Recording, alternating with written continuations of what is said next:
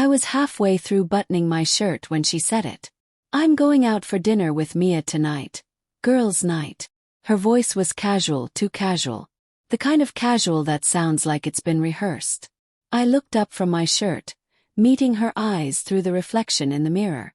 She was fixing her earrings, smiling faintly, but there was a twitch in her jaw she couldn't hide. Mia.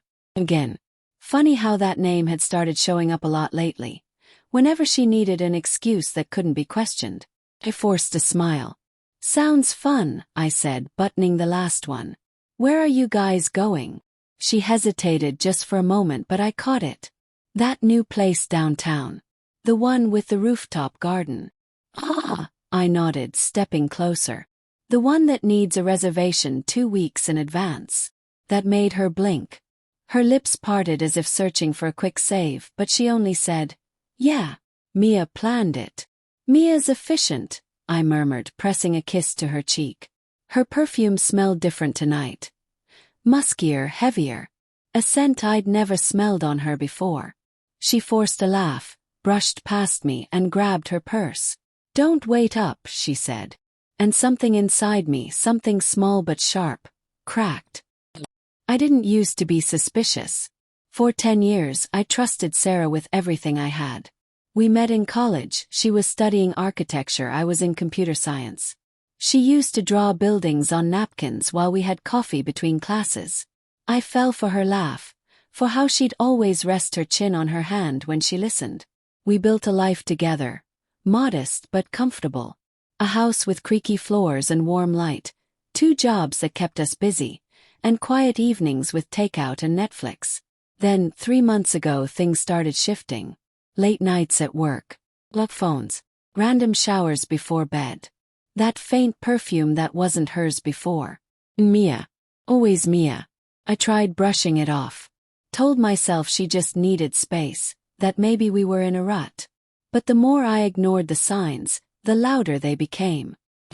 That night after she left, I sat on the couch, staring at the dark TV screen, listening to the clock tick. 10:15. 11 o'clock. 11:37. Then I saw her location light up on the Find My app. I'd installed it months ago when she lost her phone at a cafe. She never asked me to remove it. Her dot wasn't at the restaurant downtown. It was across town, in front of a small Italian place near the river. The same one we used to go to on anniversaries. My chest tightened. I stared at that dot for a long minute. Then I grabbed my keys. When I got there, the place was softly lit, the kind of restaurant that thrives on intimacy. Low jazz, candles, and whispers. I didn't go inside right away. I stayed across the street by my car and waited. A few minutes later, she came out. She wasn't alone. A man followed her. Tall, wearing a gray blazer, smiling at her like she was the only person in the world. She laughed, touched his arm, and he placed his hand on the small of her back, the way I used to. The laughter that left her lips wasn't the kind I'd heard in months. It was brighter, freer. And I realized in that moment I was the ghost in her story, the one who no longer made her smile that way. I didn't confront her. Not then. I just sat there, letting the image burn into my mind, carving out a hollow I didn't know how to fill. The next morning she acted normal. "Morning," she said, pouring coffee, scrolling through her phone. "Mia says hi." I stared at her across the counter. She looked radiant, glowing even, the way people look when they're hiding something deliciously dangerous. So I said it. With the calmest tone I could muster, I smiled and said, "Good luck on your date." The mug froze halfway to her lips. Her eyes widened, her face draining of color. For a split second she forgot how to breathe. Then came the nervous laugh. "What are you talking about?" "The one last night," I said, setting my coffee down. "At Bella Luna. The Italian place by the river." Silence. Her hand trembled, setting the mug down too quickly, spilling a few drops on the counter. I didn't move. I just watched. Her throat tightened as she swallowed hard, trying to recover. "You're being ridiculous, Adam." "Am I?" I asked softly. "Because I was there." The lie she'd been constructing shattered right then.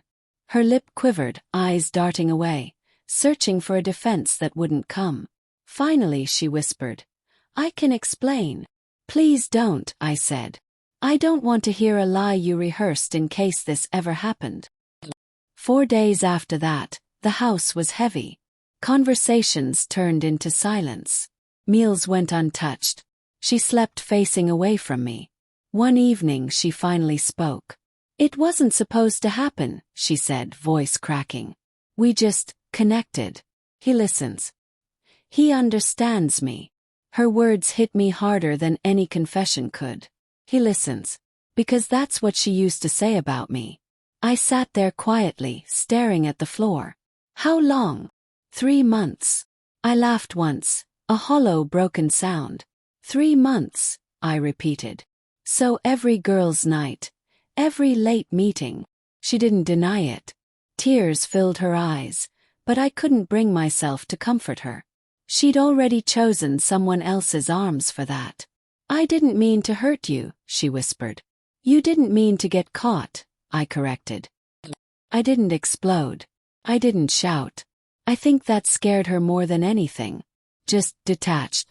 I went through the motions, work, chores, small talk, but my heart was somewhere else, sealed behind a wall I didn't know how to tear down. She tried to fix things for a while. Left notes on the counter, cooked my favorite meals, even suggested therapy. But I couldn't do it. Every time I looked at her, all I saw was her smile in that restaurant, her hand on his arm. The memory played like a cruel loop in my mind. One night, as she sat beside me, crying quietly, she asked, "Do you still love me?" I wanted to say yes, that we could rebuild, that 10 years meant more than one mistake. But honesty hurt less than pretending. "I don't know," I said. "I love who you were. I'm not sure who you are now." We separated a month later. The house felt enormous without her. Too quiet, too clean. I'd wake up expecting to hear the sound of her hairdryer, the clink of her mug, the soft hum she used to make when she cooked. But it was all gone. I filled the silence with work, music, anything that would drown out the echo of her laughter in my mind. She texted sometimes. Long messages about regret, how she'd made a mistake, how he didn't turn out to be what she thought. I never replied. She had gambled something sacred for a fleeting thrill. I wasn't going to be her safety net. 6 months passed before I saw her again. I was walking along the river, the same path near that Italian restaurant. It was late evening, the sky painted with gold and purple. She was sitting on a bench, alone. Eyes met. She smiled weakly. "Hey, hey." She looked smaller somehow, not physically but in spirit. "You look good," she said. "Thanks." Silence stretched between us, filled with everything we'd never say. Finally she whispered, "I really did love you, you know." "I know," I said quietly. "That's what makes it hurt more." She blinked back tears, nodding slowly. "He's gone." It didn't last. I sighed, looking out at the river. "That's the thing about people who chase excitement," I said softly. "They forget excitement fades. Commitment doesn't." Her eyes glistened as she whispered, "I wish I could undo it." I met her gaze, steady this time. "So do I. But some things don't unbreak, Sarah. They just stop bleeding eventually." That night as I drove home, I realized something. Healing doesn't come in big, dramatic moments. It comes quietly, in small breaths, in unspoken forgiveness, in letting go without needing closure. She had made her choice. I had survived it. And maybe someday I'd love again. Not in the same way but better. The scars would always be there, but they no longer define me. Because the truth is, when I said good luck on your date, I didn't just expose her betrayal. I ended a version of myself that tolerated doubt, that feared confrontation, that mistook silence for peace. I became someone new that day. Someone who could finally look in the mirror and not wonder what he'd done wrong. Months later I got a letter. No return address. Inside was a short note, written in her familiar handwriting. "You were right. Excitement fades. I hope you find someone who never makes you question your worth." I folded it, placed it in a drawer, and never opened it again. Because I already had something better, peace. And peace, I learned, is the most faithful companion of all.